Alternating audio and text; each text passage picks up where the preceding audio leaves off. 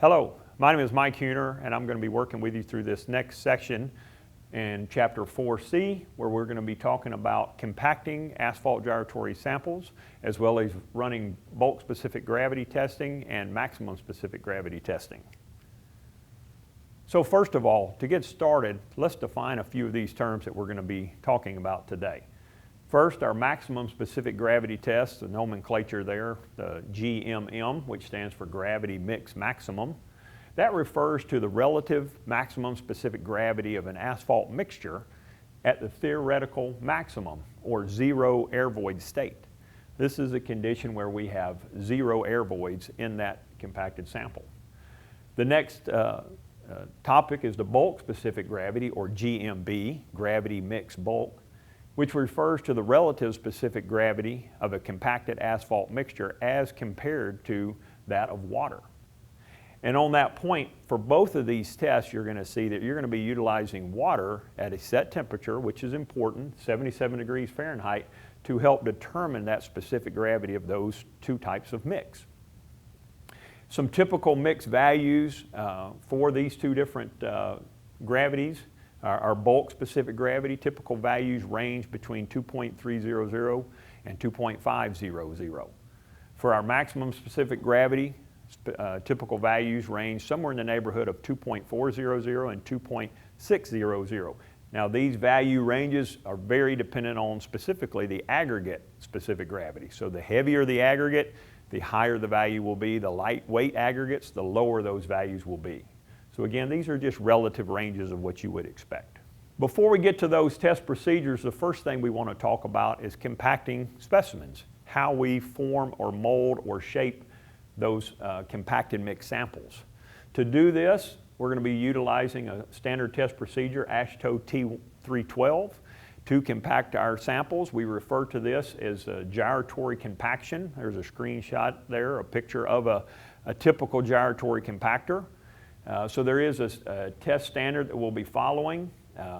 The equipment being used is commonly referred to as a superpave gyratory compactor. It has specific requirements. So one of the first things you want to do after becoming familiar with your gyratory is to ensure that it's set with its proper settings. The ram pressure has to be a certain ram pressure.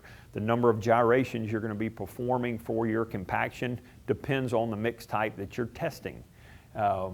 The angle of gyration also has to be set. These are all components or parameters of that compaction method that have to be verified and calibrated. So ensure that your gyratory is set to the proper settings.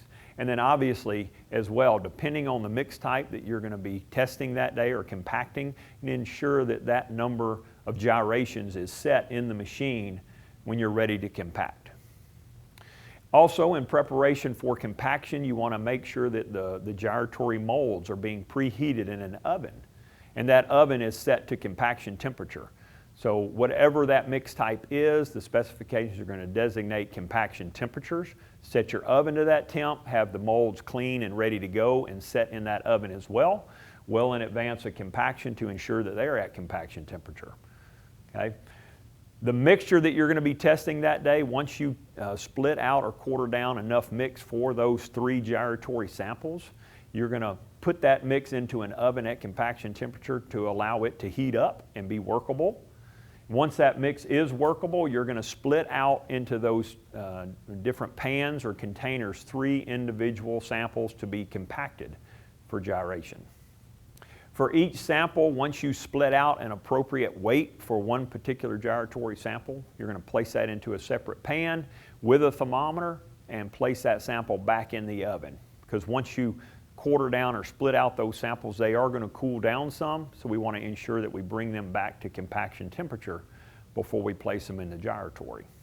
Now, once those 3 gyratory samples have been in the oven for appropriate time to return to compaction temperature, once we verify that we're at compaction temperature, the gyratory is set to the number of gyrations and ready to go, and our molds are hot and they're at compaction temperature, then we're ready to, one at a time, take one of those samples out, place it in that gyratory mold, and also on the bottom of that gyratory mold, don't forget you may need a piece of filter paper to keep that mixture from sticking to the bottom of the mold. So place your filter paper in the bottom, The mix goes in one lift, and then place a piece of filter paper typically on top of the mix as well. And in some cases, depending on the type of gyratory compactor you're using, there may be a top plate that needs to go on top of the mixture as well. Once that's loaded into the mold, depending on the gyratory, place the mold into the gyratory itself. And again, there's different manufacturers of gyratory compactors, so each compactor works a little different. So place the mold inside the gyratory. Typically press the start button if it's already set to number of gyrations, and the compactor takes over at that point. Once compaction is complete, one of the first things to verify is the final height of compaction. Our specification calls for our gyratory samples to be compacted to a specific height, 115 millimeters plus or minus 5 millimeters. So we have a range of specimen height that we have to target. This goes back to the beginning when you weighed out samples to a specific weight.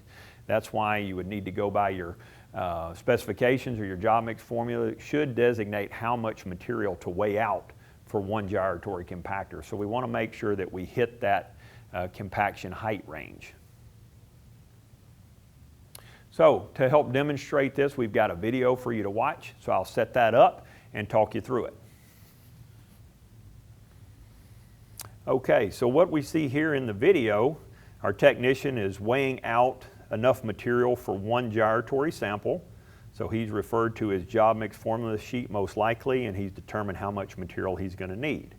Here you see our technician placing the mold into the compactor. This gyratory is a little different from what we saw on the PowerPoint slide. This one, you actually drop the mold, drops down into the gyratory. He locks it in place, and then he comes back, and you'll see him place a bottom plate in the mold. In this particular equipment, they use a small magnet to help get that plate in place. Now you see him take his filter paper, placing that into the gyratory mold as well. This is just the top funnel to help get mixed into the mold. And here's his sample, all in one lift. Drop it into the mold, so you don't want to trickle it in, just goes in one lift. He slightly levels it on top, lays his filter paper on top, removes his funnel, places a top plate. Again, not all gyratories have a bottom and top plate. Some only utilize a bottom plate, but this particular model utilizes one on top and bottom. And in this case, for this gyratory, he swivels the top around, locks it in place, and hits the start button. Once compaction is complete with your gyratory compactor, again, depending on the gyratory that you're working with, you're going to extrude the sample from that gyratory mold. When doing this, you want to take care that you don't damage these specimens. For most all specimens that you're working with, if these are quality control specimens for a project, typically those specimens are going to be pretty well compacted, of pretty high density, which means they're going to be fairly durable. In the case of a project where maybe it's research work or some other work, or maybe there was a problem at the plant, there could be a potential of those mixtures not being very dense and the potential of falling apart. So again, take care when extruding these samples. Once they're extruded, you're going to want to immediately remove those filter papers from top and bottom. As those samples cool off, the filter paper will want to stick, and it can become very difficult to remove them later. So remove those filter papers immediately. Take the sample again with care, place it on a very smooth surface, again to protect those samples, and immediately start cooling them, trying to bring them back to test temperature. Again, I've got a video to walk you through an example of that. So back to our gyratory, we can see the technician unlocking the top of the gyratory, swiveling it out of the way. And in this case, with this gyratory, it acts as its own extractor. The bottom ram, which applies the pressure during compaction, also pushes the sample out the top of the gyratory. And you can see the funnel is also being used to help hold the mold in place while he extrudes the sample. Again, each gyratory is a little different. So in the case of this one, it does the extracting for you. You can see he immediately, Well, he gets his funnel out of the way, and then he immediately removes his filter paper off the top. Again, if you wait too long, that can become very difficult later to remove. And once he has it up, taking care handling it. He places it immediately on a hard flat surface and starts a cooling process. Don't forget the paper on bottom either. Now, we want to allow those gyratory samples to cool to room temperature or to a point where we can handle them without gloves. And at that point, then we're ready to move on to our test procedures. And the first one that we're going to discuss is the bulk specific gravity test, GMB. Again, this test represents the relative density of that compacted sample, but it's going to include some air voids because it's in a compacted state. And those air voids are what we're interested in. This test standard that we're using is AASHTO T166, method A. And if you refer to that test standard, it's going to walk you through the test procedure, which we're going to talk through, as well as the calculation that will be used that you see here on the screen. Real quick, to show you the numbers that we're interested in, or the values that we're interested in our formula, GMB equals A over B minus C. And if you look to the right here, A is the dry mass of our sample, so that's the mass of the sample in a dry state. B is the mass of our sample in a condition that we refer to as SSD, saturated surface dry. We'll demonstrate or talk about what that is. And then the last weight that we're interested in, C, represents the mass of our sample in water, or the underwater weight of the sample. So again, the first step, in the case of a lab compacted sample, where the sample is dry, it has not been out in the field, cored from a roadway, but it was created in the lab. In that case, we're ready to weigh the sample as soon as it's cooled to room temperature. In the case of a field sample, a core that we've cut from the roadway, you would need to bring that sample back into the lab and first return it to a dry state by drying it in an oven overnight for a set period of time until the weight change in that sample has not changed over a 2-hour period. In the case of lab compaction, again, we're ready to weigh as soon as we've cooled to room temperature. So we're going to first determine the dry weight of the sample. Once we've done that, then the next step is to take that sample and immerse it in a water bath. In that water bath, the sample is actually suspended from the scale underneath, and it's in that water bath completely submerged in water.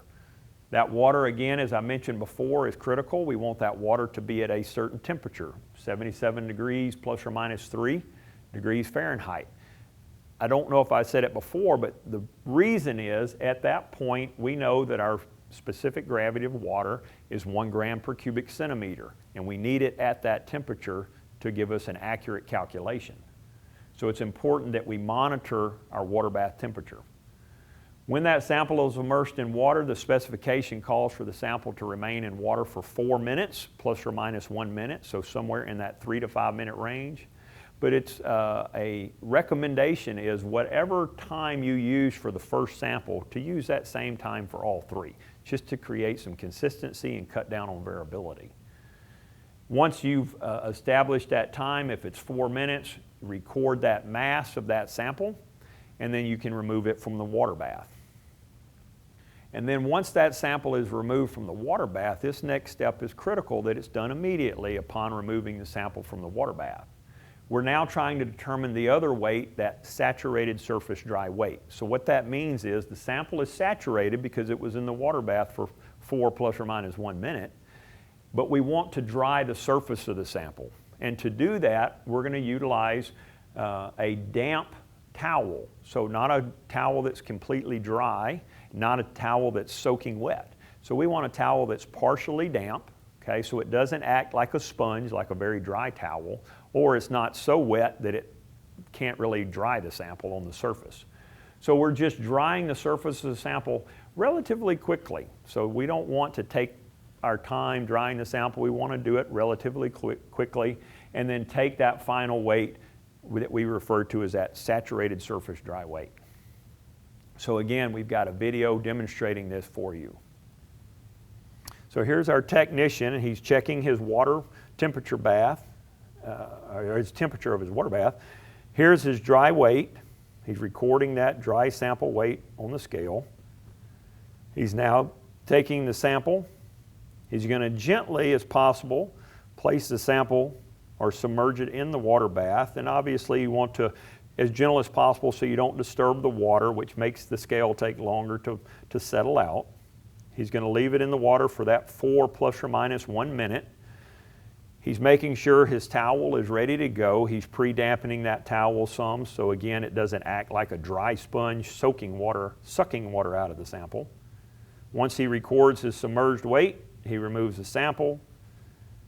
Relatively quickly, he dries the surface because again, we're trying to leave that sample saturated with internal water, but dry the surface.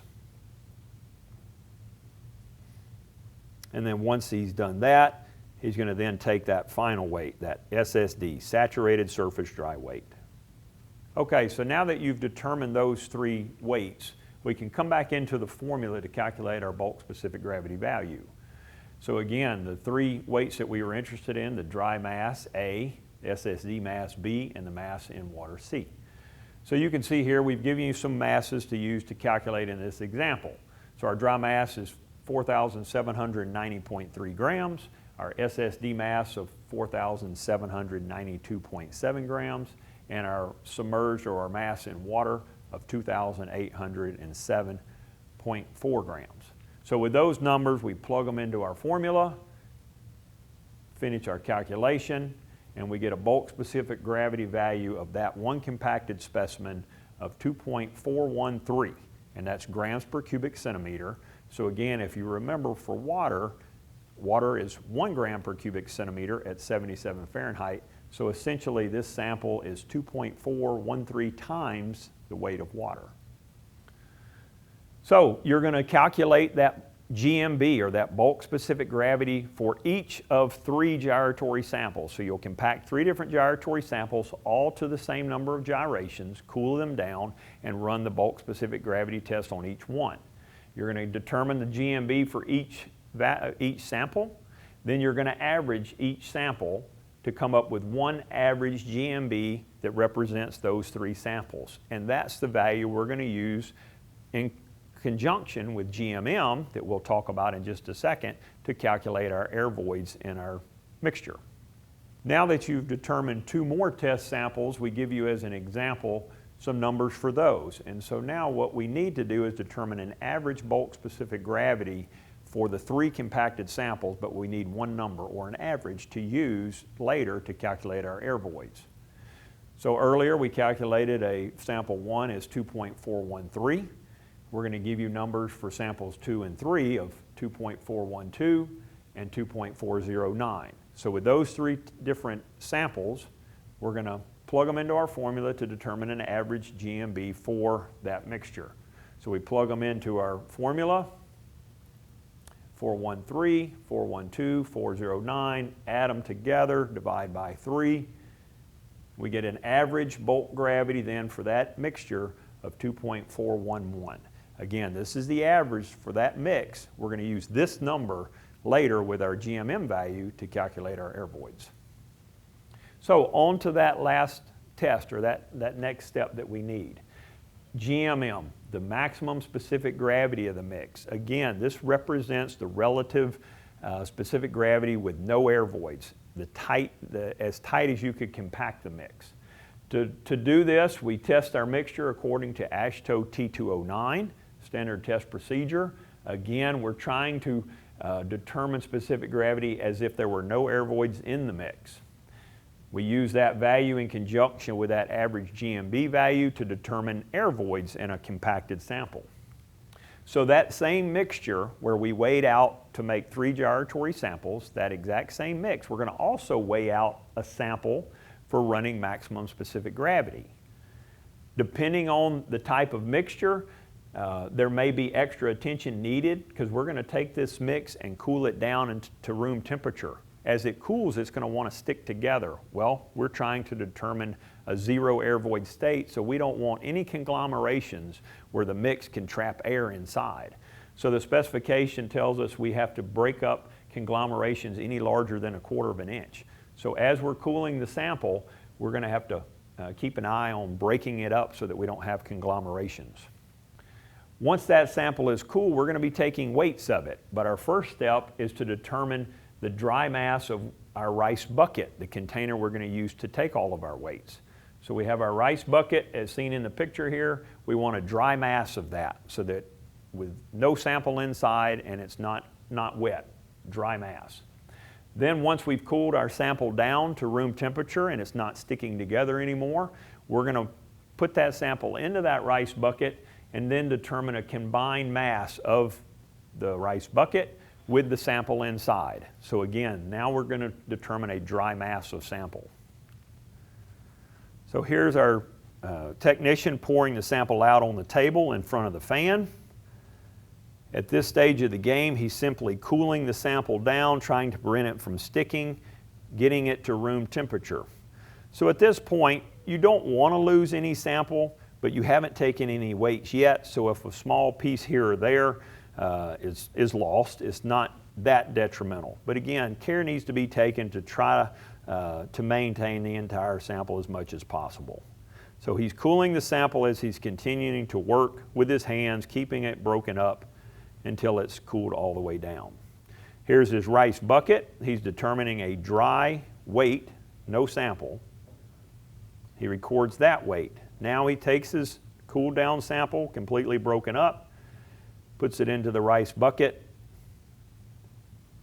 till he gets his entire sample, and then determines a dry weight of the bucket plus the sample. So once you have the dry mass of the sample in the bucket, now you're going to go to your water bath. And just like our bulk specific gravity test, we're going to be weighing this sample underwater as well, because again, we're using water to help determine the gravity of the mix in this state.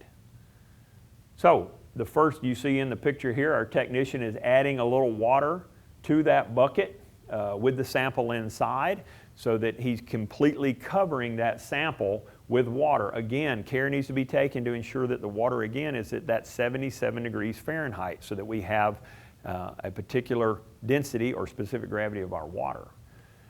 During this step, make sure that you don't let any small particles float out of the bucket, because what we're going to be doing is actually not only covering the sample but placing it completely in the water bath underwater. And at that point, small particles will tend to float, and they may try to float out of the bucket, which obviously is going to affect our underwater weight. So before we put it in the water bath, while the sample is covered in the bucket, we're going to first pull a vacuum on it, again, to try to remove any entrapped air that may be stuck inside that sample from it being in the bucket. To do that, to evacuate any air, we have a specific vacuum setup that we have to utilize, and we have a specific vacuum pressure, 27.5 plus or minus 2.5 millimeters of mercury. That's the vacuum pressure that we apply to the sample. While that vacuum pressure is being applied, we're going to also be agitating, either continuously agitating that sample or at a 2-minute interval providing some kind of mechanical agitation. We're trying to encourage any entrapped air to come out of that sample. We're going to be pulling this vacuum and agitating for 15 plus or minus 2 minutes to evacuate any entrapped air from that sample. Once that 15 minutes time is up, we're going to now remove the sample from the vacuum apparatus, and we're going to submerge it in the water bath completely underwater. Again, 77-degree water bath. We're going to completely submerge it and let it stabilize and stay underneath that scale for 10 plus or minus 1 minute. We're trying to now determine an underwater weight of our sample. Again, as we lower that sample into that water bath, we want to take care that no material, no sample floats out of that bucket. After that 10 plus or minus 1 minute, our sample should stabilize as far as the weight on the scale. We record that mass of that bucket and sample submerged in water. Once we have our weight, we can now discard the sample, clean our bucket out, and the final weight we need is actually the weight of that bucket with no sample underwater. So we need not only a dry weight of our bucket, but we need an underwater weight of our bucket as well, both with no sample inside. So here's our technician adding water to the rice bucket after he's taken the dry weight of sample. Once he covers the sample at least an inch, he's now going to place the sample onto his vibration apparatus to agitate while he's pulling a vacuum. So you can see the vacuum lid being placed on. He's going to tighten that down.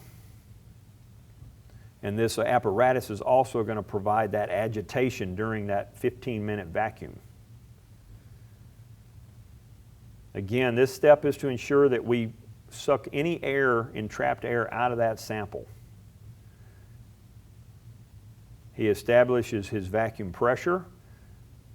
Got his digital manometer on the wall there to determine that he's at that 27.5 millimeters of mercury, plus or minus 5.